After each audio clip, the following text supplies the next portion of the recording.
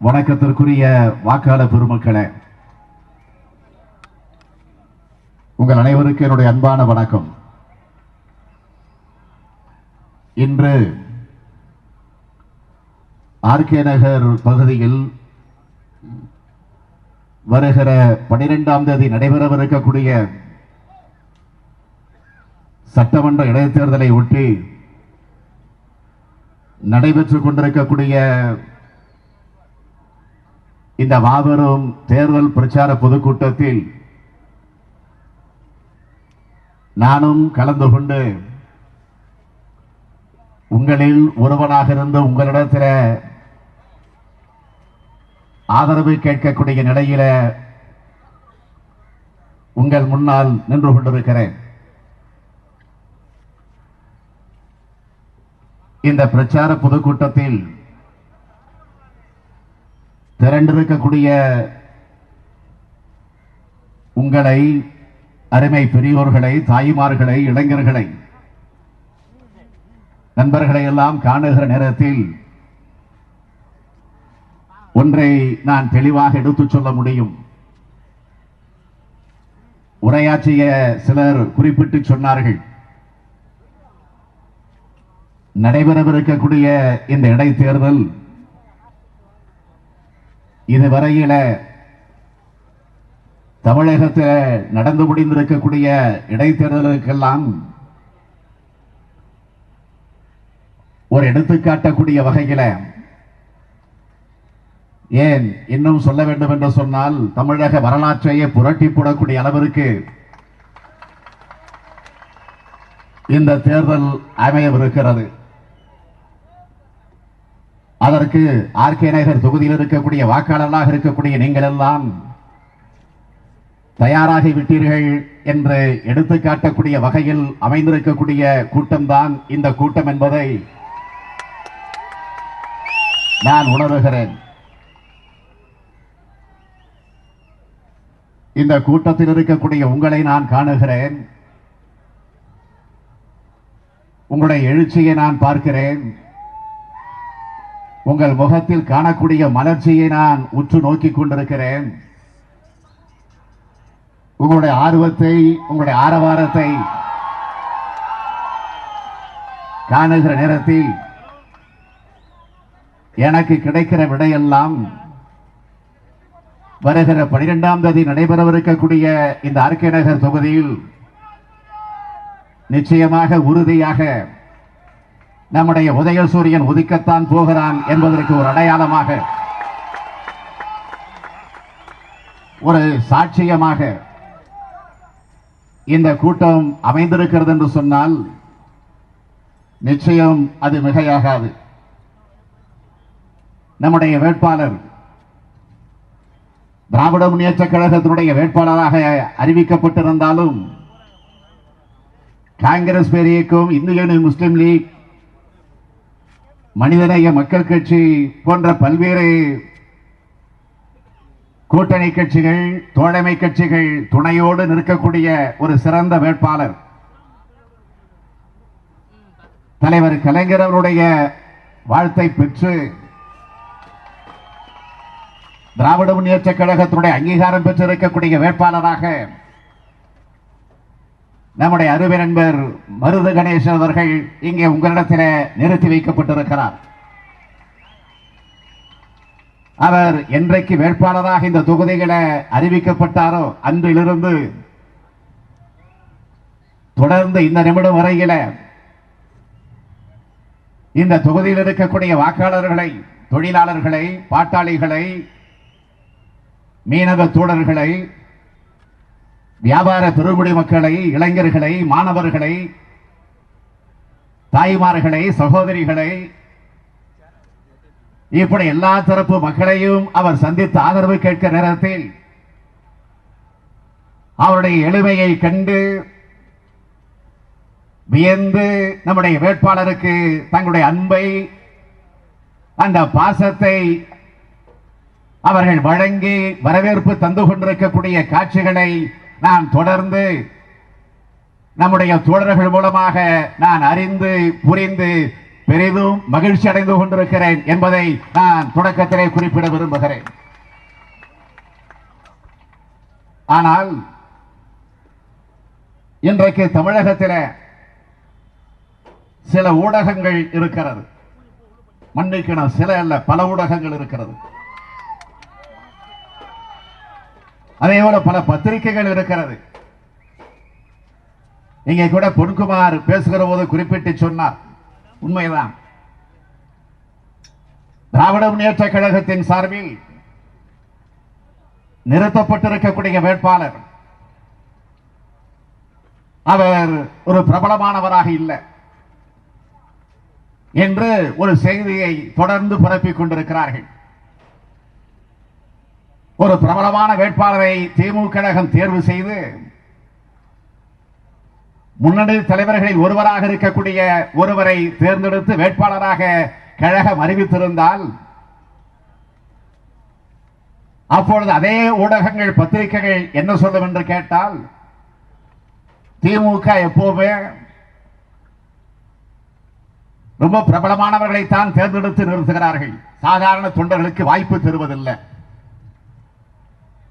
என்று எழுதுவார்கள். ஒரு செயல் வீரனை, ஒரு தொண்டரை இந்த இயக்கத்திற்காக தன்னுடைய இன்னுயிரை எந்த நேரத்தில் அர்ப்பணிக்க தயாராக இருக்கிறேன் என்ற உணர்வோடு இருக்கக்கூடிய ஒரு நண்பனை தேர்ந்தெடுத்து நிறுத்தினால் மாற்றி எழுதுவார்கள். நம் மீது அவ்வளவு அக்கறை அவர்களுக்கு. நமக்கெல்லாம் இருக்கக்கூடிய பாசத்தை விட நம்முடைய வேட்பாளரை தேர்வு செய்வதிலே நம்முடைய ஊடகங்களுக்கு, பத்திரிகைகளுக்கு நம் மீது இருக்கக்கூடிய அக்கறையை பார்த்து நான் உள்ளபடியே மகிழ்ச்சி அடைகிறேன். தொடர்ந்து எழுதுங்கள். நீங்கள் எழுதத்தான் நாங்கள் உயர்ந்து உயர்ந்து போய் கொண்டிருப்போம். அதில் எந்த மாற்றமும் கிடையாது. அதை திரும்ப திரும்ப நீங்கள் செய்து கொண்டிருக்கணும். நான் அதற்காக வருத்தப்படல, வேதனைப்படல. ஆனால் அதே நேரத்தில் ஏதோ திராவிட முன்னேற்ற கழகமே தேர்தல் களத்தில் இல்லாதது போல ஒரு கற்பனை. ஊடகங்களிலே அதற்கு விவாதங்கள் நடக்கிறது, பத்திரிகைகளிலே செய்திகள் வருகிறது.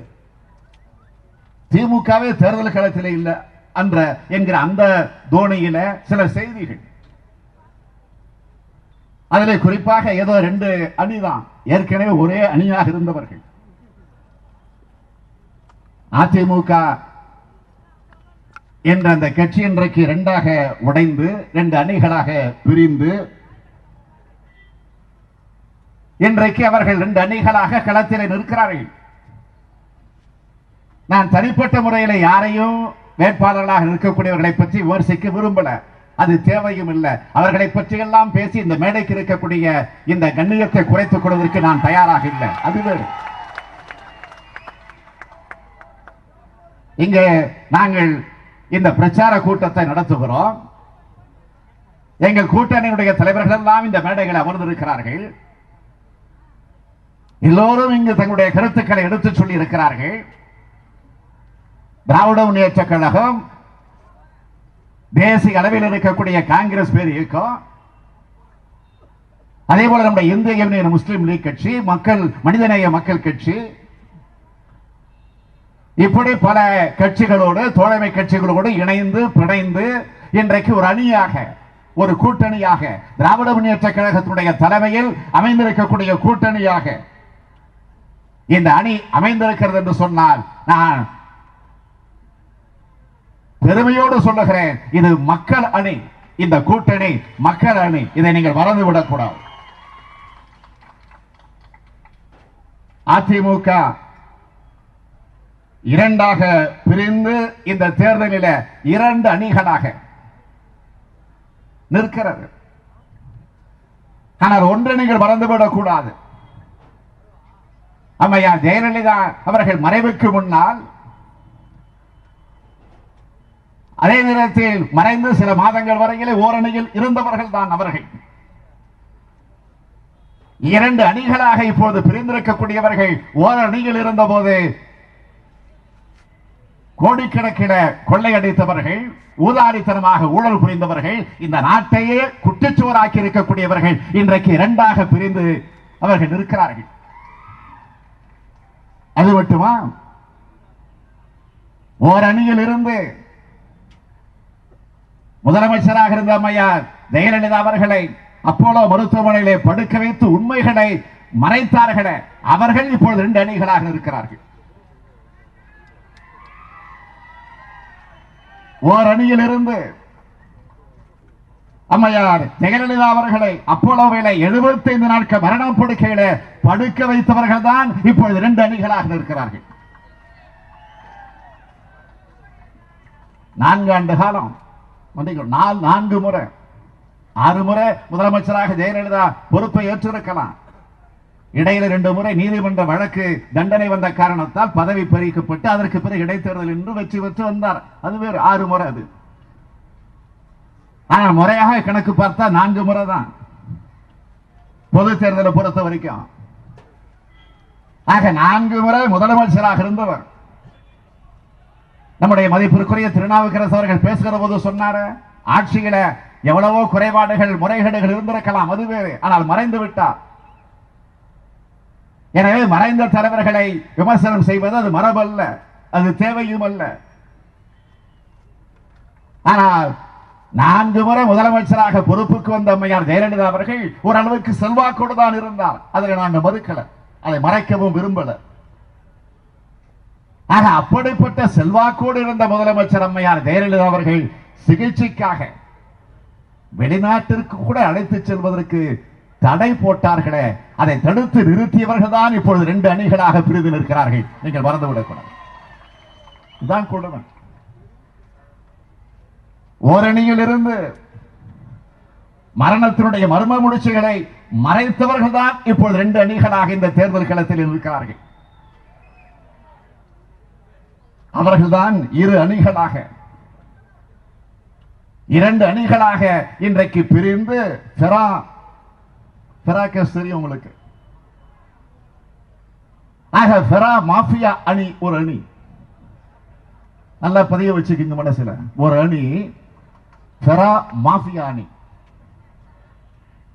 இன்னொரு அணி மணல் மாஃபியா சேகர் ரெட்டி அணி என்ற 2 அணிகளாக நிற்கிறார்கள். ஆக அப்படி அணிகள் பிரிந்து நிற்கக்கூடிய அவர்கள் இந்த ஆர்கே நகர் தொகுதியில் இருக்கக்கூடிய மக்களை ஏமாற்றுவதற்கு வந்திருக்கிறார்கள். நிச்சயமாக இந்த தொகுதியில் இருக்கக்கூடிய மக்கள் நீங்கள் ஏமாற மாட்டீர்கள் என்ற நம்பிக்கை எங்களுக்கு நிரம்ப உண்டு. திராவிட முன்னேற்ற கழகம் இன்றைக்கு எதிர்க்கட்சி, அதிமுகவினுடைய எதிர்க்கட்சி திராவிட முன்னேற்ற கழகம். ஆக எதிர்க்கட்சியாக இருப்போமே தவிர எதிர்க்கட்சியாக நாங்கள் இருக்க மாட்டோம் என்று பல நேரங்களில் நாங்கள் குறிப்பிட்டு சொல்லி இருக்கிறோம். கொள்கையில, லட்சியத்தில, கோட்பாடில எவ்வளவோ வேறுபாடுகள் மாறுபாடுகள் இருக்கலாம். ஆக அந்த வகையில அம்மையார் ஜெயலலிதா அவர்களை நாங்கள் எதிர்த்தோம் மறுக்கல, எதிர்த்தோமே தவிர எந்த காலகட்டத்திலும் அம்மையார் ஜெயலலிதா அவர்களுக்கு நாங்கள் துரோகம் செய்யல. எந்த சூழ்நிலையிலும் துரோகம் செய்தவர்கள் யார் யார் என்று அவர்களே அடையாளம் காட்டிக் கொண்டிருக்கிறார்கள். அந்த உண்மை இன்றைக்கு நாட்டுக்கு வந்துருச்சு. அதுதான் உண்மை. அதிமுகவினுடைய ஒரு அணியினுடைய வேட்பாளராக ஃபெரா குற்றவாளி அம்மையார் ஜெயலலிதாவுக்கு துரோகம் செய்தவர். துரோகம் செய்த காரணத்தால் கட்சியை விட்டு விரட்டப்பட்டவர். அதிமுக தலைமை அலுவலகத்திற்கு வரக்கூடாது, அந்த தலை வச்சே படுக்க கூடாது என்று அங்கிருந்து விரட்டப்பட்டவர். அப்படி விரட்டப்பட்டவர் இந்த தொகுதியில் வந்து பேசுகிறார், அம்மாவின் திட்டங்களை நிறைவேற்ற போகிறேன் என்று. திட்டமிட்டு அம்மாவை கொன்ற பாவிகளாச்சு நீங்க. திட்டங்களை கொண்டு வர போகிறார்களாம். ஆக இன்றைக்கு அம்மையார் ஜெயலலிதா அவர்களை திட்டம் போட்டு கொன்று விட்டார்கள் என்று நாங்கள் சொல்லல, அதிமுக தொண்டர்கள் சொல்லுகிறார்கள்.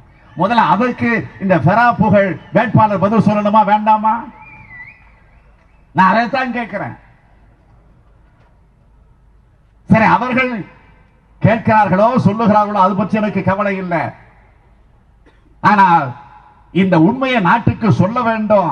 அதனை கேள்வியை கேட்கக்கூடிய உரிமை ஆர்கே நகர் தொகுதியில் இருக்கக்கூடிய உங்களுக்குத்தான் அந்த உரிமை முழுமையாக இருக்கிறது. நீங்கள் மறந்துவிடக் கூடாது. நீங்கள் அவர்கள் கேட்கணும்.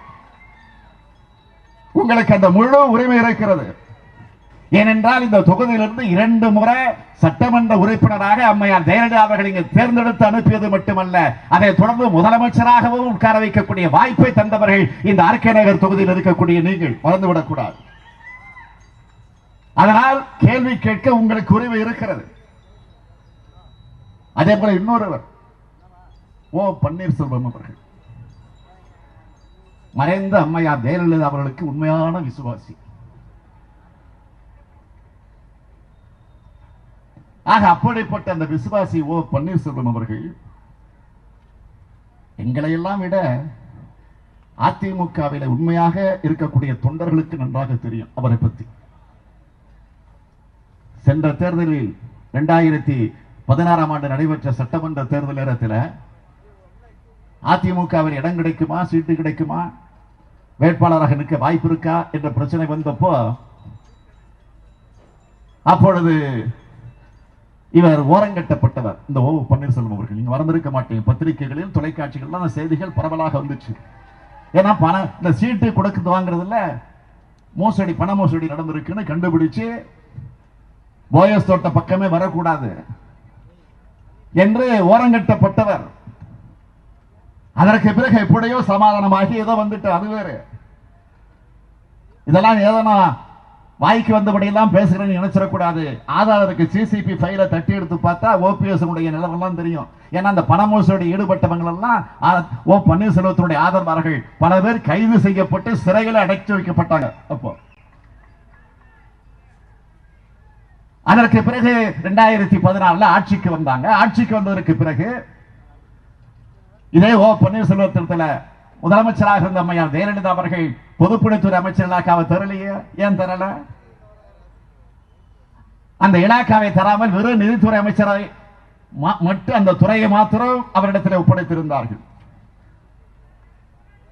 அது மட்டும் இல்ல, நான் கேட்கிறேன், அம்மையார் ஜெயலலிதா அவர்கள் உடல்நிலை குறைவு ஏற்பட்டு அதன் காரணமாக 22ஆம் தேதி செப்டம்பர் மாதம் 22ஆம் தேதி அப்போலோ மருத்துவமனையில் சேர்க்கப்பட்டார்.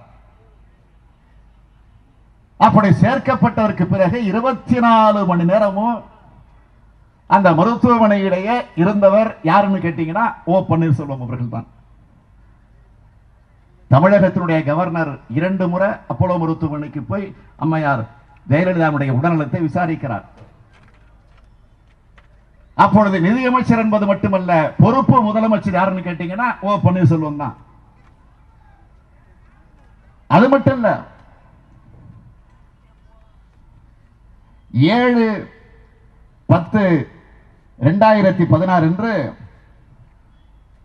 ஓ பன்னீர்செல்வம் அவர்களும் எடப்பாடி பழனிசாமி அவர்களையும் கவர்னர் மாளிகையிலிருந்து அவர்களுக்கு அழைப்பு வருது.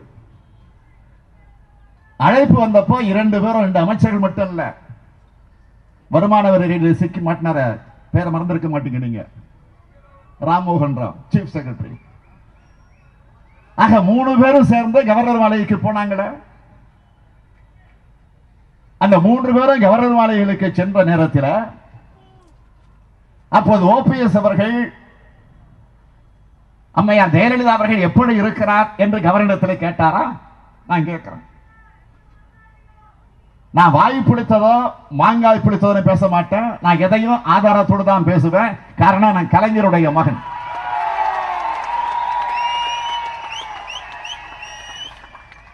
இதோ என் கையில ஒரு ஆதாரம் இருக்கு. என்ன ஆதாரம் கேட்டீங்கன்னா, கவர்னர் மாளிகையிலிருந்து வெளிவந்த ஒரு பத்திரிகை குறிப்பு 7/10/2016 என்று அந்த பத்திரிகை குறிப்பு வெளியிடப்படுகிறது. கவர்னர் மாளிகையிலிருந்து, ராஜ்பவனிலிருந்து இந்த செய்தி வெளியிடுறாங்க. Raj Bhavan press release. On the request of honourable governor of Tamil Nadu Thiru Vidyasagar Rao, Thiru O Panneerselvam, leader of the Tamil Nadu legislative assembly and minister for finance, personnel and administrative reform and Thiru Edappadi K Palaniswami, Minister for Public Works, Highways and minor parts, visited Rajbhavan along with Dr. Manmohan Rao, IAS Chief Secretary to Government today, 7/10/2016 in the evening. அடுத்த வரி தான் முக்கியமான வரி. Honorable Governor inquired the ministers about the health condition of the Chief Minister. என்று செய்தி குறிப்பில தெளிவாக எடுத்து சொல்லப்பட்டிருக்கிறது. அதாவது ஆளுநர் அவர்கள் உடல்நலம் குறித்து விசாரித்தேன் என்று இதில் தெரிவித்திருக்கிறார். யாரிடத்தில்? OPS Edappadi, chief secretary. இந்த 3 பேரும் சந்திக்க சென்ற போது முதலமைச்சருடைய உடல்நலத்தை கவர்னர் விசாரிக்கிறார். ஆக விசாரிக்கிற நேரத்தில் நியாயமாக பன்னீர்செல்வம் அவர்கள் என்ன செஞ்சிருக்கணும்? அம்மையார் ஜெயலலிதாவுடைய மரணத்தில் சந்தேகம் எழுப்பக்கூடிய OPS அவர்கள் என்ன செஞ்சிருக்கணும்? அன்றைக்கே கவர்னரிடத்தில் முறையிட்டு இருக்க வேண்டுமா வேண்டாமா? உடல்நலத்தை பற்றி ஏன் வெளியிடல? அது மட்டும் இல்ல, முதலமைச்சர் ஜெயலலிதாவுக்கு அளிக்கக்கூடிய சிகிச்சைகளை மர்மம் இருக்கிறது, ஏன் சொல்லல? சரி, அது போகட்டும். அம்மையார் ஜெயலலிதா அவர்கள் 5/12/2016 என்று மறைந்தார். நாடே அதிர்ச்சிக்கு ஆளானது. துயரம் அடைந்தோம், மறுக்கல. நான் கேட்க விரும்புவது, அவர் மறைந்தார் என்ற செய்தி வருது, ஆனால் திடீர் என்று அது மாற்றப்படுகிறது. அதற்கு பிறகு ஒரு அதிகார அறிவிப்பு வந்துச்சு, அதை நீங்க மறந்திருக்க மாட்டீங்க. ஆனால் அதிகாரப்பூர்வ அறிவிப்பு வருவதற்கு முன்னால் அதிமுகவுடைய தலைமை அலுவலகத்தில் அதிமுகவுடைய சட்டமன்ற கட்சி கூட்டம் கூடுகிறது. நல்லா கவனிக்கணும். அம்மையார் மறைந்து விட்டார் என்ற அதிகாரபூர்வமான செய்தி வருவதற்கு முன்பே லாயர்ஸ் ரோட்டில் இருக்கக்கூடிய அதிமுகவுடைய தலைமை அலுவலகத்தில் சட்டமன்ற கட்சி கூட்டம் கூடி அந்த கூட்டத்தில் தலைவராக பன்னீர்செல்வம் அவர்களை தேர்ந்தெடுக்கிறார்கள். தேர்ந்தெடுத்ததற்கு பிறகு ஒரு சொகுசு பேருந்தில் எல்லா எம்எல்ஏக்களையும் 2-3 சொகுசு பேருந்தில் ஏற்றி அதற்கு பிறகு கவர்னர் மாளிகைக்கு ஊர்வலமாக போகிறார்கள். அங்கே போய் காத்துக் கொண்டிருக்கக்கூடிய நேரத்திலே தான் அதிகாரப்பூர்வ அறிவிப்பு அப்போலோ மருத்துவமனையில் இருந்து வெளியில வருகிறது, அம்மையார் மறைந்து விட்டார் என்று. உடனடியாக இரவு 1 மணி அளவில் பதவி பிரமாண நிகழ்ச்சி நடக்குது. முதலமைச்சராக பன்னீர்செல்வம் அவர்கள் பதவி பிரமாணத்தை எடுத்துக் கொள்கிறார். நான் இதை சொல்வதற்கு காரணம், முதலமைச்சராக பதவி ஏற்றுக்கொண்ட பன்னீர்செல்வம் அவர்கள் ஏன் அப்பொழுதே அம்மையார் ஜெயலலிதாவுடைய மரணத்தில் மர்மம் இருக்கிறது, விசாரணை கமிஷன் அமைக்க வேண்டும் என்று ஏன் அப்போ நீங்க சொல்ல முன்வரல? இதுதான் என்னுடைய கேள்வி. சரி, அது போகட்டும். 19/12/2016 முதலமைச்சராக இருக்கக்கூடிய பன்னீர்செல்வம் அவர்கள் டெல்லிக்கு செல்லுகிறார். எதற்கு? பிரதமரை சந்திக்க, பிரதமர் மோடி அவர்களை சந்திக்க டெல்லிக்கு செல்லுகிறார். டெல்லிக்கு சென்ற நேரத்தில் அம்மையார் ஜெயலலிதாவுடைய மரணத்திலே சந்தேகம் சொன்னாரா? பிரதமரிடத்திலே மோடி இடத்திலே சொன்னாரா? சிபிஐ விசாரணைக்கு நீங்க நடவடிக்கை எடுக்கணும் கோரிக்கை வைத்தாரா? வைக்கல. ஜெயலலிதாவை பற்றி OPSக்கு கவலை இல்லை, அவருடைய மரணத்தை பற்றி அவருக்கு கொஞ்சம் கூட கவலை இல்லை. அதுவும் மர்ம மரணம் சிந்திக்கல. அவருடைய கவலையெல்லாம் தான் தொடர்ந்து பதவியில் இருக்கணும், தானே தொடர்ந்து நீடிக்கணும், தானே கொள்ளையடிக்கணும், தொடர்ந்து ஊழல் புரியணும், அந்த நோக்கத்திலே தான் அவர் அதை பற்றி கேட்கல, கோரிக்கை வைக்கல. இதுதான் உண்மை. நான் இன்னும் சொல்லுகிறேன், 5/12/2016 முதல் 6/2/2017 வரை பன்னீர்செல்வம் அவர்கள் அம்மையார் ஜெயலலிதாவுடைய மரணத்தை பற்றி கொஞ்சம் கூட வாய் திறக்கல. ஆனால் நான் இன்னொரு ஆதாரத்தை சொல்ல, 24/1/2017 சட்டமன்றம் கூடுச்சு. எதுக்குன்னு கேட்டீங்கன்னா, மறைந்த முதலமைச்சர் அம்மையார் ஜெயலலிதா அவர்களுக்கு இரங்கல் தெரிவித்து ஒரு தீர்மானம். அந்த தீர்மானத்தில் எதிர்கட்சிகளாக இருக்கக்கூடிய நாங்கள் எல்லாம் கூட கலந்து கொண்டு பேசினோம். நாங்கள் பேசணும், காங்கிரஸ் பேசியது, இந்தியன் முஸ்லீம் லீக் பேசியது. தோழமை கட்சியை சார்ந்த சிலர் பேசினாங்க. அதிமுகவை சார்ந்த அவங்களுடைய முதலமைச்சர் அப்போ ஓபிஎஸ் உட்கார்ந்து இருக்கிறார், அவரும் எழுச்சி பேசினார், இரங்கல் தெரிவிச்சு பேசினார். நான் கேட்கிறேன், அப்பயாவது வாய் திறந்து எங்க அம்மா மரணம் மர்மமாக இருக்கு, நான் விசாரணை நடத்த போறேன் சொன்னாரா? சரி, அது போகட்டும். அதற்கெல்லாம் தயாராக இல்லை, அதையெல்லாம் அவர் கேட்பதற்கு முன்வரல. ஆனால் திடீரென ஒரு நாள் அம்மையார் ஜெயலலிதாவுடைய சமாதிக்கு வந்தார். ஆவியை பத்தி எல்லாம் சொன்னார் அவர். நான் அந்த பிரச்சனைக்கு கூட போகல. 40 நிமிஷம் தியானம் பண்ணியிருக்கிறார். 40 நிமிஷம். ஜெயலலிதா அப்போலோவில் 75 நாட்கள் அனுமதிக்கப்பட்டிருந்தப்போ வராத ஞானம் ஓபிஎஸ் அவர்கள் 64 நாட்கள் முதல்வராக இருந்த போது வராத ஞானம் இப்போது 40 நிமிஷத்துல அவருக்கு ஞானம் வந்துருச்சு. என்ன ஞானம்? சமாதியில தான் முதல்ல அந்த ஞானம் வருது அவருக்கு. அம்மாவினுடைய மரணத்திலே மர்மம், விசாரணை வேண்டும் என்று கேட்டார். அதற்கு பிறகு பத்திரிகையாளர்கள் கேட்ட கேள்விகளுக்கெல்லாம் பதில் சொல்லுகிற நேரத்தில் இடையில ஒன்றை சொல்லுகிறார், நான் 10% தான் சசிகலாவுடைய மர்மத்தை சொல்லி இருக்கிறேன், இன்னும் 90% இருக்கான். என்ன இருக்கு? 90% சசிகலாவுடைய ரகசியம் இருக்கான். நான் கேட்கக்கூடிய கேள்வி, ஏறக்குறைய 4 மாசம் பொறுப்பு முதல்வராக, அதற்கு பிறகு முதலமைச்சராக, அதற்கு பிறகு காவந்து முதலமைச்சராக ஓபிஎஸ் அவர்கள் இருந்திருக்கிறார்கள். அப்படியெல்லாம் அந்த பொறுப்பிழந்த நேரத்தில் ஜெயலலிதாவுடைய மரணத்தில் மர்மம் இருக்கிறது, விசாரணை கமிஷன் தேவை என்று கோரிக்கை வச்சதுண்டா? அது மட்டும் இல்ல, இப்ப அண்மையில நடந்து முடிஞ்ச சட்டமன்ற கூட்டத்தொடர் ஒரு வாரம் நடந்துச்ச, பட்ஜெட் கூட்டத்தொடர். அந்த கூட்டத்தொடரில் ஓ பன்னீர்செல்வத்தினுடைய ஆதரவாளர்கள் 11 பேர், அவரையும் சேர்த்து 11 பேர் இருக்கிறாங்க. அவருடைய ஆதரவாளர்கள் அங்க பிரிஞ்சு இருக்கிறாங்க. நான் கேட்கிறேன், அந்த ஒரு வார காலத்தில் என்றைக்காவது ஒரு நாள் பன்னீர்செல்வத்தையும் சேர்த்து கேட்கிற அந்த 11 பேர்கள் யாராவது ஒருவர் எழுந்து சட்டமன்றத்தில் அம்மையாருடைய மரணத்தை விசாரிக்க வேண்டும் என்று ஒரு கேள்வி கேட்கிற தும்பு துருப்பு அந்த வக்கு உங்களுக்கு இருந்துச்சா? இல்லையா? கவன ஈர்ப்பு தீர்மானம், ஒத்திவைப்பு தீர்மானம், நாங்க பல பிரச்சனைகள் எழுதி கொடுத்திருக்கிறோம். ஆக அப்படி தந்த அந்த தீர்மானத்தில், கவன ஈர்ப்பு தீர்மானத்தில், ஒத்திவைப்பு தீர்மானத்தில் இதை நீங்கள் சுட்டிக்காட்டி நாங்கள் பேசுறோம், அனுமதி கேட்டு ஒரு கடிதமாவது தந்தது உண்டா? இல்லையா? இதுதான் உண்மை. ஆக நான் ஓ பன்னீர்செல்வம் அவர்களை கேட்க விரும்புவது, சசிகலாவை பற்றி மீதி இருக்கக்கூடிய 90% ரகசியம் என்ன? அதுதான் இதுவரை நீங்கள் வெளியிடாமல் இருப்பதற்கு என்ன காரணம்? திருப்பூரில்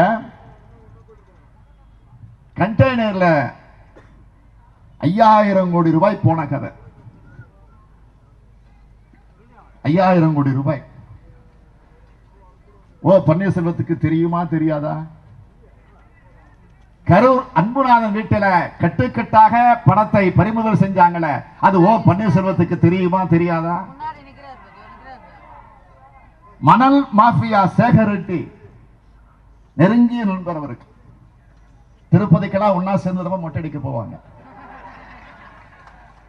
போட்டோலாம் பார்த்திருக்கோம் நம்ம. ஆக அவரிடத்தில் வாங்கிய பணம் எவ்வளவு என்பது ஓ பன்னீர்செல்வம் அவர்களுக்கு தெரியுமா தெரியாதா? அம்மையார் ஜெயலலிதா அவர்களுடைய போயஸ் தோட்டத்திலே அவரை தாக்கிய செய்தி, அதற்கு பிறகு அவர் அப்போலோ மருத்துவமனை அனுமதிக்கப்பட்டு அங்கு நடந்த சிகிச்சை, அதில் இருந்த மர்மங்கள், அதெல்லாம் ஓ பன்னீர்செல்வம் அவர்களுக்கு தெரியுமா தெரியாதா? கடைசி வரை நீங்க தானே முதலமைச்சராக ஜெயலலிதா பொறுப்பில் இருந்த நேரத்தில் நம்பர் 2 நிதியமைச்சராக இருந்தவர் நீங்கள்.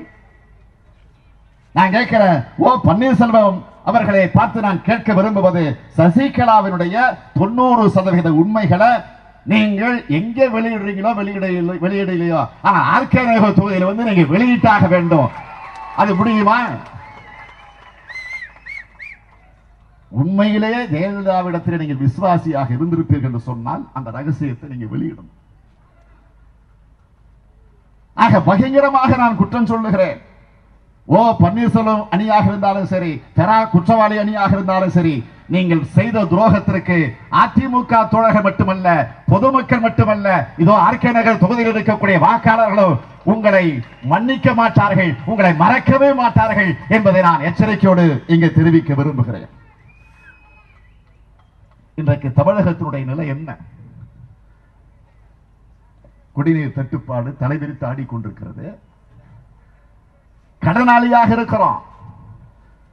சட்டமன்றத்தில் நாங்கள் பேசுகிற போது புள்ளி விவரத்தோடு எடுத்து சொன்னோமே நிதிநிலை அறிக்கை பற்றி அங்கே விவாதிக்கிற நேரத்தில் 3.14 கோடி ரூபாய் கடன் தமிழகம் மூழ்கி இருக்கிறது. இதற்கு காரணம் யார்? நிதியமைச்சராக இன்றைக்கு இருந்த ஓ பன்னீர்செல்வம் தான். தமிழ்நாடு இன்றைக்கு நெருக்கடியில சிக்கி இருக்கிறது என்று இதே முதலமைச்சராக இருந்த ஓ பன்னீர்செல்வம் அவர்கள் பிரதமர் மோடிக்கு கடிதம் எழுதலையா? அவரே சாட்சி. அதுக்கு